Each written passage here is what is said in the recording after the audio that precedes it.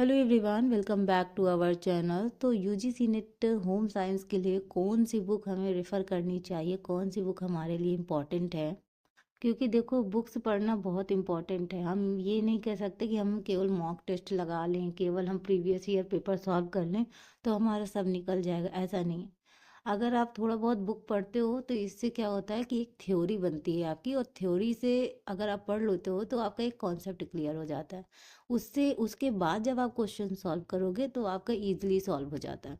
तो मैं यहाँ कुछ बुक्स की बात करूँगी। ये वीडियो न्यू लर्नर के लिए भी इम्पॉर्टेंट है, एंड जो लोग होम यूजीसी नेट की तैयारी कर रहे हैं, जिनका अभी भी पेपर चल रहा है फिलहाल, बट होम साइंस का पेपर आपका हो गया है, तो जिन लोग को लग रहा है कि पेपर बहुत अच्छा नहीं गया है, हमें दोबारा तैयारी करने की ज़रूरत है, तो बेशक करिए, ज़रूरी है।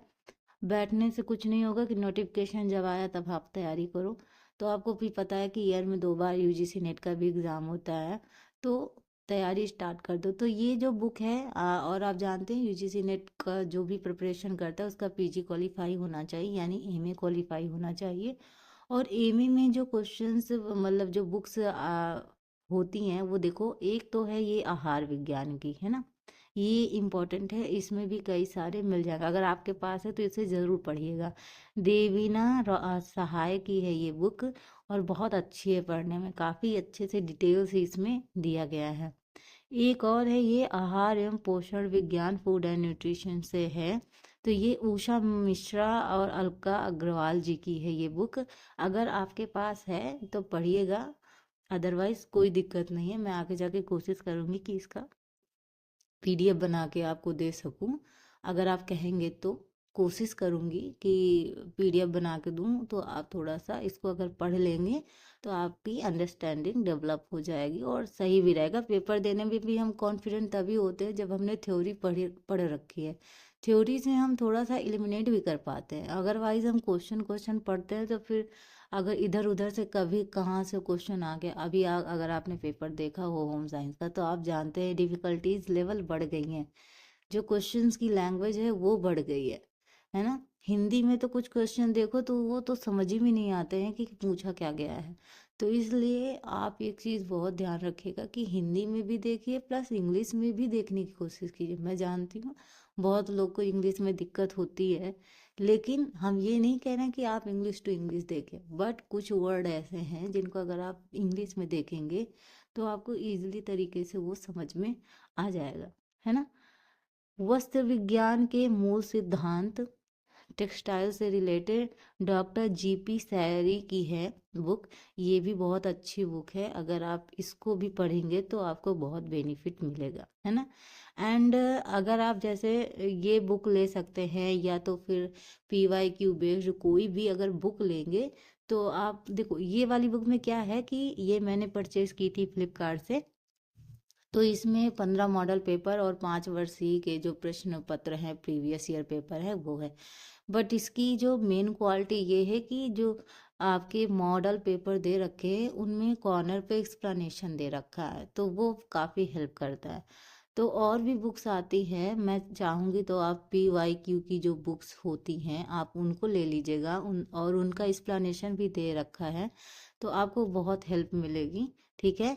एंड अगर बात करूँ मैं फर्स्ट पेपर की, तो इससे बेस्ट बुक हो ही नहीं सकती है पेपर 1 के लिए, ठीक है। ये केवीएस मदान की बुक है, ये केवीएस मदान की है। अगर आप नहीं परचेज कर सकते हैं तो कोई दिक्कत नहीं है, मैं इस बुक से आपको क्वेश्चन या थ्योरीज वगैरह मैं यहाँ से सॉल्व करवाऊंगी, तो ज़्यादा दिक्कत नहीं है। आप मेरे चैनल से जुड़े रहिएगा, ठीक है।